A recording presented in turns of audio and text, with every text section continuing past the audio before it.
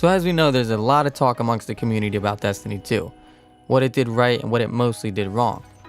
Now, being a huge advocate of the first game and playing thousands of hours, I honestly expected more, and I think most of the community did as well. Now, we know Destiny's much more than just a standard first-person shooter, so we can't directly just compare it to Call of Duty or Battlefield. Bungie wanted to break the mold. They didn't want another Halo game, but they did implement some of its key core mechanics and gunplay, which make it some of the most satisfying you'll experience. And with MMO and RPG elements, yeah, it does stand on its own. Now, we know Destiny 2 is a great story, it was critically received, and it's overall a great game. At least for the first month, maybe less, depending. But the story's better, the plot is deeper, the characters are richer, the world's more living, breathing, the game's more immersive, the mechanics are better, the gunplay's even better, and of course the PC version is what they would say a technical marvel, and I have to agree. I mean, after playing the beta, I knew I made the right choice. I wanted to invest in a PC for multiple reasons, and Destiny 2 being one of them. Now, a lot of the frustration resides in Bungie's choices and their decision making, and it's a bit mind-boggling that they would remove so many key elements that were known in D1. I mean, the second year of D1 was great. I mean, they've made such strides in progression towards making the game and experience so much better. A lot of influencers and a lot of community and a lot of content creators really made the game much more of a bigger social experience, and I think Twitch and guys like Cathalion and Triple Rec and Gigs and so forth, they had a lot to do with that. But I also think their decisions like Trials and these unique modes and their progression and the DLC such as Taken King, and I think people expected that when D2 came out it would have some of those basic elements, like even private matches. I think it's lacking that, and people are very frustrated they're getting a watered down experience. But is it really a watered down experience? That's the question. I think people are more frustrated with the system, and I think Activision has a lot to do with that. Because a lot of what I mentioned was DLC and it was progressive, and it took years to get that content out. Yeah, D1 did have basic playlists like Rumble and 3v3, 6v6 and such, where you could select and you had more variety. And yeah, it is a bit mind-boggling that D2 doesn't have those features. And I think, like I said, people are more frustrated with the system that these features are going to come back, but we have to wait, that they weren't in the initial sequel, that we paid for a game, $60, $80, whatever, with DLC, and now we're getting these base features, months later.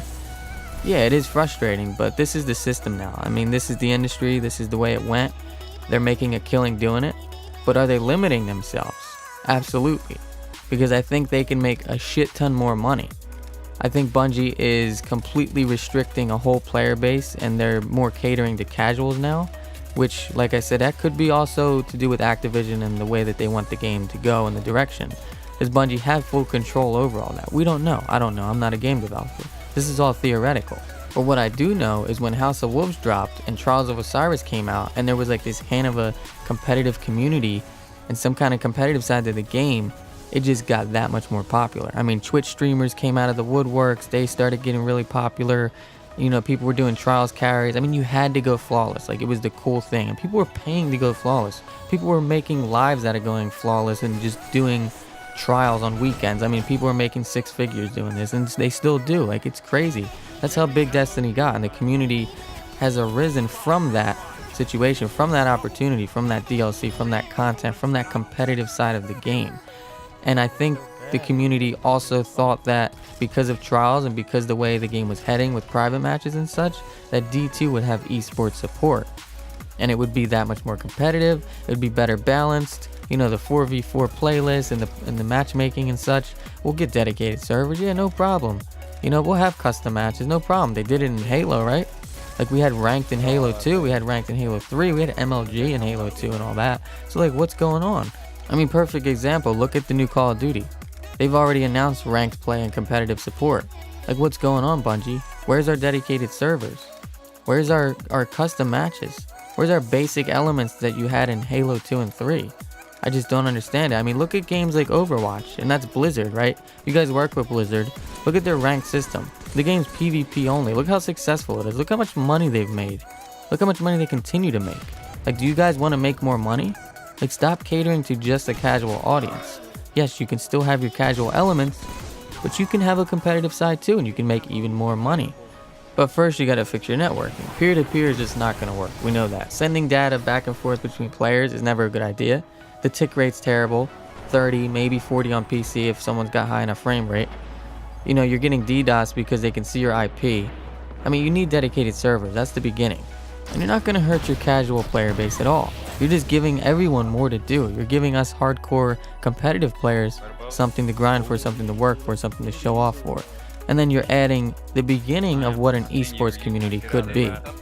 And maybe that's not the direction you want to go, but then you got to ask yourself, do you want to make more money? Do you want it to be more successful? Stop tripping over your ego and your pride. Do what works. Like, you can still keep the game unique. It's not taking away anything from it. You're only adding to it. You're giving people what they want. Yeah, you don't want it to be compared to Overwatch or any of these other games where it's ranked and it's so competitive, and you want it to be fun and be a casual experience where, you know, if I want to do a raid with my friends, I can, but then I can hop in PvP for a casual fun experience. But it's not casual and fun, especially when there's nothing left to do. And then, okay, you add a ranked playlist and you're probably wondering, well, what do we do with Iron Banner and Trials of Osiris? These are unique experiences that people are looking forward to playing. We'll make the gear better. I shouldn't be using a blue Sandok C that's better than pretty much every exotic and legendary in the game. And of course there's the discussion about reskinning. And it just seems like Bungie's being really lazy and rushing content out. You could also implement Iron Banner and Trials in a way that will complement the ranked system. Here's an idea. Iron Banner comes around once a month. Maybe that stays, maybe it doesn't. Maybe it comes around more often. But whatever it is, maybe it's a ranked mode or a ranked extension. Or maybe that's the ranked playlist, where people fight for ranks, and then at the end of the week, when Trials comes around, they can battle other people in Trials with their own rank that they earned. So even the casual person who's, say, a lower rank like a silver can still go flawless and still get the same gear. But maybe people who are platinum and diamonds who compete, maybe they get something a little extra. Maybe there's a little more incentive to be that much more competitive and that much better, to grind the game more.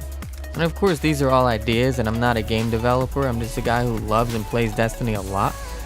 And I do think that the game is in deep water right now, and I think they do need to implement some changes and at least communicate with the community that they are going to implement some kind of ranked system, or even a PvE kind of game mode like Horde and Gears of War, some kind of leveling progression system, something you get at the end, and just more of an incentive to play.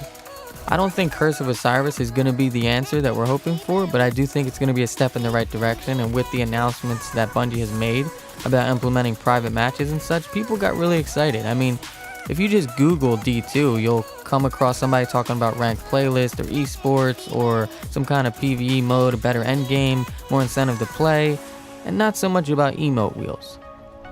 I think the game has a lot of potential, and I think 5 years down the road, it could be on the level of Overwatch if Bungie goes in the right direction. So let's hope.